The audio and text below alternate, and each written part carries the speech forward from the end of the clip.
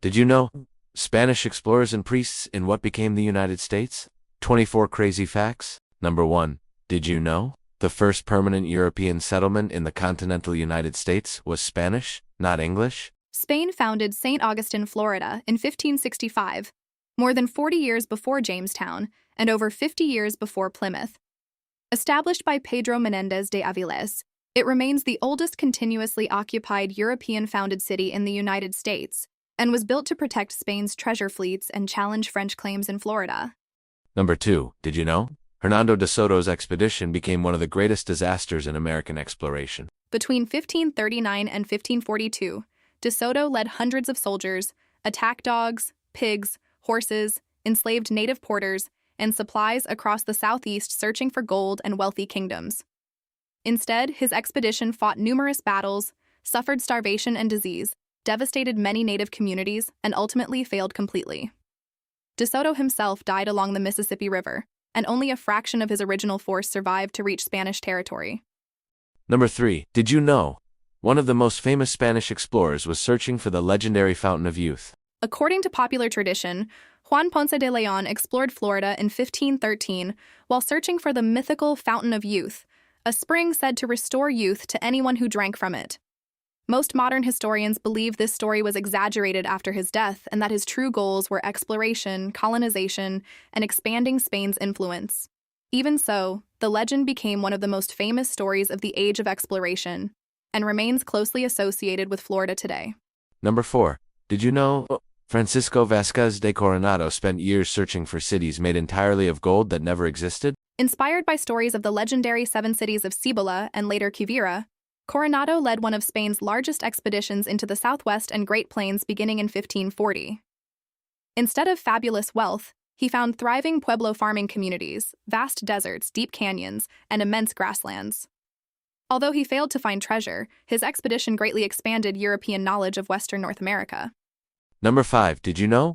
One of Spain's worst expeditions ended with only 4 survivors? The disastrous Narvaez expedition landed in Florida in 1528 with roughly 600 men hoping to establish a colony. Storms, disease, starvation, shipwrecks, conflict, and hardship destroyed nearly the entire expedition. After 8 extraordinary years living among native peoples, only 4 survivors, including Álvar Núñez Cabeza de Vaca, finally reached Spanish settlements in Mexico. Number 6. Did you know? Cabeza de Vaca walked across much of North America while living among native peoples? Unlike many conquistadors, Cabeza de Vaca survived by adapting to indigenous cultures rather than conquering them. He became a trader, healer, and traveler, learning native languages and customs while crossing what are now Texas, New Mexico, Arizona, and northern Mexico. His detailed writings remain some of the earliest eyewitness descriptions of native life in the American Southwest. Number 7. Did you know? Some historians believe Hernando de Soto's expedition helped trigger one of North America's greatest epidemics. De Soto's army traveled for 3 years through dozens of native chiefdoms, while carrying people, livestock, and disease. Although historians continue to debate the exact routes and timing of later epidemics, many believe the expedition helped spread illnesses that contributed to the collapse of powerful societies throughout the Southeast. The combination of disease, warfare, and social disruption permanently changed the region's history. Number 8. Did you know? California's famous missions helped shape many of the state's modern cities. Beginning in 1769 under Father Junipero Serra, Spain established 21 missions stretching from San Diego to Sonoma along El Camino Real. Many of California's best-known cities, including San Diego, San Francisco, Santa Barbara, San Luis Obispo, and Santa Clara, grew around these early mission communities. While the missions introduced new farming methods and livestock, they also disrupted native cultures and exposed indigenous communities to disease. Number 9. Did you know? Florida had a large mission system long before California did. Beginning in the late 1500s, Franciscan missionaries established dozens of missions among the Timucua, Apalachee, Guale, and other native peoples across Florida and southern Georgia. These missions became centers of farming, trade, education, and worship, but they also brought major cultural change. Most were eventually destroyed during wars involving Spain, England, and their native allies in the late 1600s and early 1700s. Number 10. Did you know? Some Spanish priests became outspoken defenders of native peoples. One of the most famous was Bartolomé de las Casas, a Dominican friar who condemned the mistreatment of indigenous peoples after witnessing abuses firsthand. He argued that Native Americans possessed the same dignity and rights as Europeans and urged the Spanish crown to reform colonial policies. Number 11. Did you know? Other missionaries tried to replace native cultures with Spanish customs. Many mission communities discouraged or banned traditional religions, ceremonies, dances, languages, and spiritual leaders. While some embraced these changes, others resisted, blended old and new beliefs, or fled the missions altogether. Number 12. Did you know? Juan de Ocalle became one of the most controversial Spanish governors in North American history. After a dispute at Acoma Pueblo in 1598 left several Spanish soldiers dead, Oñate ordered a harsh military attack on the pueblo. Even the Spanish crown later judged his actions excessive, convicting him of misconduct and removing him from office. Number 13. Did you know? The Pueblo Revolt became one of the greatest indigenous victories in North American history. In 1680, Pueblo communities united under Pope after years of religious persecution, forced labor, violence, drought, and famine. Using knotted cords to coordinate the uprising, they drove the Spanish from New Mexico for 12 years. When Diego de Vargas returned in 1692, Spanish officials increasingly relied on diplomacy and greater religious flexibility, permanently changing colonial rule. Number 14. Did you know? Not every relationship between the Spanish and native peoples ended in war. Jesuit missionary Father Eusebio Kino built lasting friendships with many Tohono O'odham and Pima communities.